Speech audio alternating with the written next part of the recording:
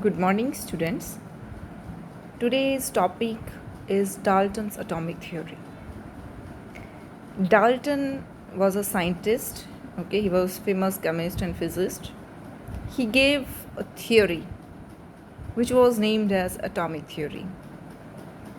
So he went deep into the concept of matter and he gave theory. According to his theory, whether an element, a compound, or a mixture, okay, these are composed of small particles. These are very small and these are named as atoms. Okay, atoms are indivisible. Okay, it means that is the smallest entity which is taking part in a chemical reaction. Okay, these atoms, these cannot be created and destroyed in a chemical reaction. Atoms of a given element are identical in mass and chemical properties. For example,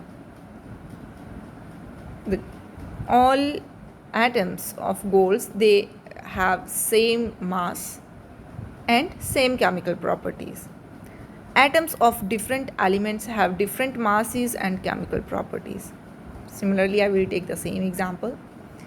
The atoms of gold and silver, they have different mass and different chemical properties as well.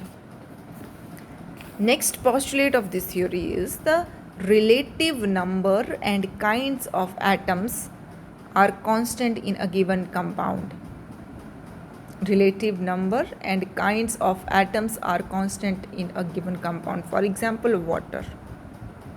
In water, hydrogen and oxygen are present in 1:8. It means constant proportion. The chemical formula of water, that will always be H2O, whether water is at my home or your home. Okay, the relative number and kinds of atoms are constant in a given compound. It means in water there are 2 hydrogen, 1 oxygen.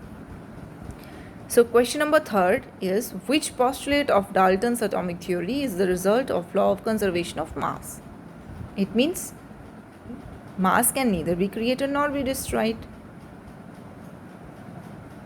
Which postulate of Dalton's atomic is the result of law of conservation of mass? It means atoms are indivisible particles which can neither be created nor be destroyed in a chemical reaction. Next question is, which postulate of Dalton's atomic theory can explain the law of definite proportions? Here we have discussed this postulate. The relative number and kinds of atoms are constant in a given compound. This postulate, okay, explains the law of definite proportion. So it was all about Dalton's atomic theory. Thank you and have a nice day.